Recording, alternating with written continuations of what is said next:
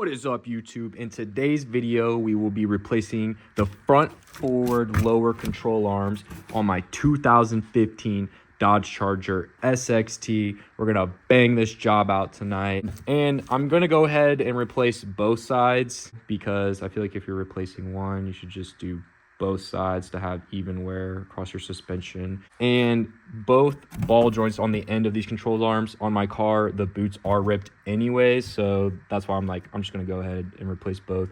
And I went ahead and I got some aftermarket suspension pieces by Moog, and I've had pretty great experiences with Moog suspension parts thus far. Currently I have Detroit axle ones on, which I replaced last summer, and they already failed. To their credit, I do drive this car almost every single day and pretty rough at times, but still, you know, 1 year, it's not that long. So I went ahead and upgraded to Moog because I looked into it and seems like they use better material and their ball joints seem to be better manufactured in general. So hopefully these stand up to the durability and reliability that I need from them in the near future, because if they could last longer than 1 year, that'd be awesome. That's the goal. All right, so we're gonna get right into the teardown. Use a breaker bar, and it's gonna be 21 millimeter, more than likely maybe 22 millimeter for your lug nuts, and you're gonna use a breaker bar and loosen the lug nuts on both sides if you're doing both sides, or just one side if you're just doing one side, before you jack up your car. And then you can either jack up your car from the pinch welds right underneath the skirts over here, but mine are kind of rusted out and crushed, so I try not to use them because I feel like it's not that safe. So I went ahead and just jacked up my car from this lower subframe piece right here in the front, right behind the radiator. And then I just actually used the jack that came with the car, and then I used my impact from 22 millimeter socket and just got it up, put these two jack stands, stabilize it, and she's pretty good. She's pretty safe to work on, and I got a nice, probably like 1.5 feet of space of room to work with. So we're gonna go ahead and finish taking off the wheels the rest of the way, and I'm just gonna use my impact gun to do that to make it more efficient.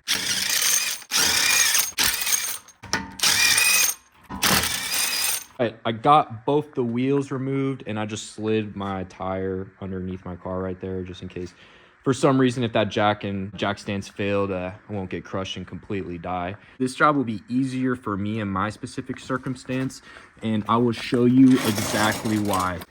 Going underneath our car to inspect the part we're replacing, here's the front forward lower control arm, and as you can see, this one is busted. And you can see I'm able to move this with my one arm. Should not have that much play in it. It's a little stiff, but still I should not be able to just grab that and move it around like that. That ball joint is cooked, and you can see the grease leaking out of it. I did try to do a temporary DUI repair, which held up for a month or two, I guess.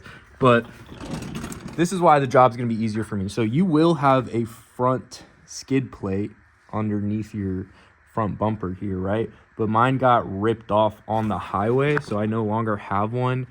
And then you also will have your engine splash shield, which I already took off, and all it is 4 10 millimeters at the corner, one here, one there, and then on this end, one there, just 4 10 millimeter screws holding it in, and just take that off super easy.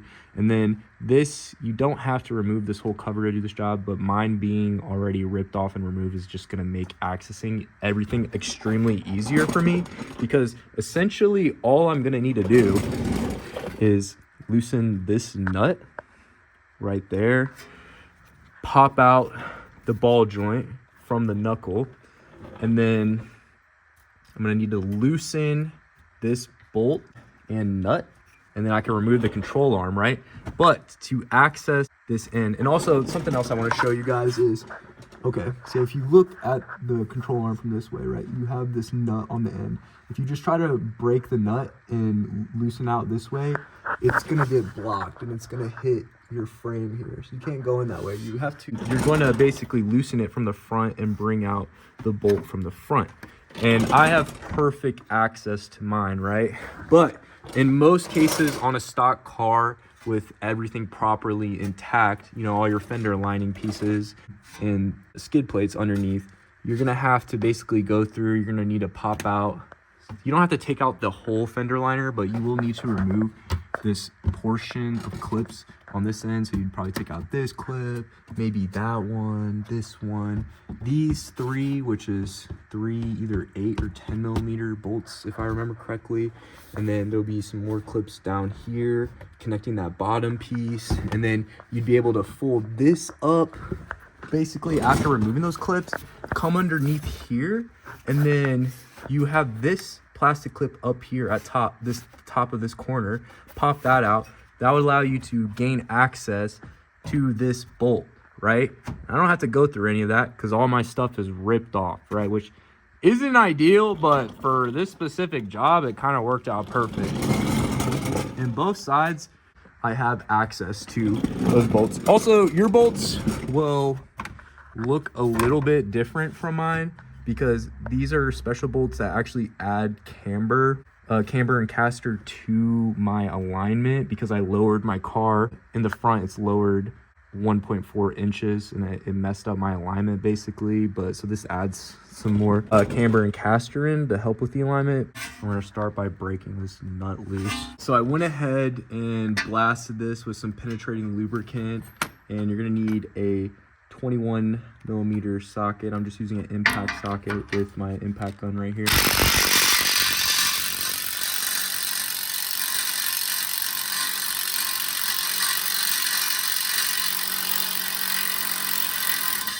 And after I got that nut removed, I just used this little sledgehammer, and I just kind of was tapping on the end of this to kind of break it loose so I can push it out. And I was able to fully push out the ball joint from the knuckle. I just pushed on the knuckle and kind of pushed the wheel out, and then pushed up on this, and I was able to fully lift it out. And yeah, you can just see how annihilated. This is absolutely annihilated. I used that thing to its full freaking extent, dude. I'm working on breaking this bolt loose, and how I got it broken loose, which this is new, but if it's rusty and old, I would recommend using some penetrating lubricant on this as well. You're gonna want to break this nut on the back. I just used this 21 millimeter wrench, and then I had my 21 millimeter socket on this ratchet holding the front of the bolt. I just broke that nut loose, got a few turns on it. Now I'm just holding my wrench on it while having my impact on this, and I'm just going to impact it out the rest of the way and back it up. But you need to have the bolt back out from the front. I ran into some trouble getting out my aftermarket bolts. I was having some difficulty getting these out after I loosened the nut. I should theoretically have just been able to push the bolt out, right? But it wasn't working out like that. I would get stuck because on these plates right here, right, the threads were basically, when I loosened it, this was getting like kind of turned at like such an aggressive angle where it was kind of like that, and it was catching on the threads. So I basically tried multiple methods of getting this out. Like I tried using one of these and then a hammer, and I was trying to like tap it out. I tried using a crowbar to kind of pull it out. Sprayed penetrating lubricant. Pretty much I tried a lot of things. The only thing I didn't try was torching it. But you know what worked in the end, which I'm about to have to try on this side, because I didn't finish this side because I got frustrated, so I started doing the other side, but I did end up getting the bolt out on that side. So now I got the proper strat, and I will show you guys. You can see I sprayed hella penetrating lubricant on this. I just did a double coat. I've let it sit for about 30 minutes. And then I loosened the bolt, and somehow this got shifted over. because these basically just go straight through. Initially I thought there was threads, but it actually just goes straight through, and the threads are just on the end with the nut. And you can kind of see over here, you see how that's not lined up and it's caught on the threads on this disc right here. The issue I'm running into where it was making it difficult to get these off. See, if you have the original OEM bolts, you might not be having this issue, but if you have a modified vehicle and you ended up getting these after modifying your suspension to add camber and caster, then you could have a similar issue. And basically, all I did to get that bolt out was I took this little air impact gun and I just loosened it, switched it, tightened it. Well, I started off tightening it and then loosened it, tightened it, loosened it, tightened it, loosened it, tightened it, loosened it, tightened it. And I'll try to do that real quick for you guys. Hopefully I don't mess it up by trying to do it one-handed, but I'll try to just do it to show you guys. The struggle was real. I was messing around with this for a while and I was like, dude, why is this so hard to get out? But yeah, I just got this on, okay. Yep. And that instantly started moving it. And then I loosened it, tighten, loosen, tighten. Yeah, so basically just ooga boogaing it, tightening and loosening it. You know, that seemed like the best method that worked out for me. So as you can see, I got it moving, and now I'm just gonna finagle it. I'm probably gonna use both my hands and pause this and then push out this bolt, and then probably just jiggle this around and keep using the impact a little bit, just going back and forth and slowly work it out. Really wise to honestly replace these bolts when you do this job, but I didn't order them and I'm trying to get this all done tonight because I have stuff I want to do this weekend. So we're just going to reuse them. Plus these are specialty parts and it's not easily accessible at a parts store. So I'm just going to work with what I have. So just as a little rundown, pretty much you're just going to tighten it, loosen it, tighten it, loosen it, tighten it, loosen it, and then just loosen it out. And then I was holding the control arm and I was kind of like jiggling it around and then I basically was just able to just loosen the bolt out the rest of the way. But we got them out. The threads are still intact, so we're going to be able to reuse these luckily. So heck yeah. To lift out the control arm, all I did was pull the wheel hub out like so, and then that gives us enough clearance and we can just pull it out. I would say it was that easy, but I low-key was struggling a bit for a minute. But honestly, it's not that hard. It's basically 2 bolts, removing your tire and some other stuff out of your way. So it's definitely doable if you're just a normal dude like me. But let's inspect this. So this was the one that was extra cooked. She might still have some life in her. Let's call this the wall of Rock Auto. It's my Rock Auto magnet collection. I actually used to have more, but I lost some. But yes, these are all parts I've had to buy. And the last part I bought, that pulley, they didn't send me a freaking magnet, man. I want my magnet, Rock Auto. Moog control arms I got are serviceable. There was 2 ones Moog offered for my car, and I got the serviceable ones, and I would highly recommend doing that because you can grease them every 5 to 10,000 miles and extend the longevity of these ball joints. They come with this Zerker tip. It came with it in this little hardware bag, and you're just gonna screw that in.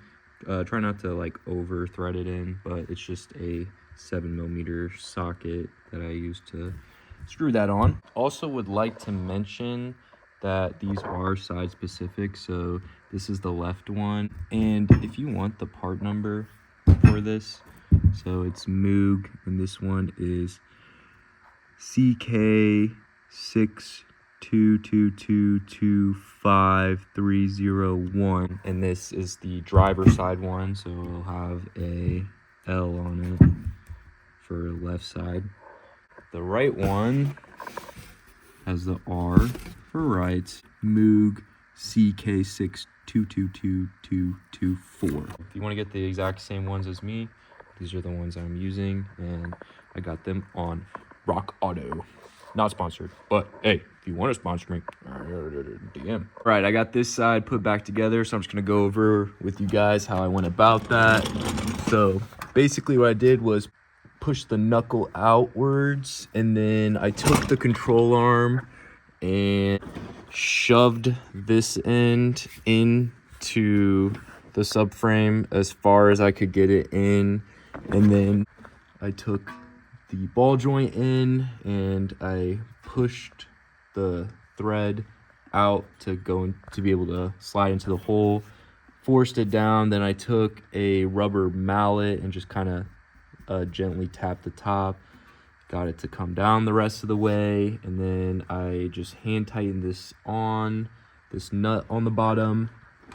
Then I went back to this side and slid the extra camber and caster bolt through, and I just tried to put it back how it was originally.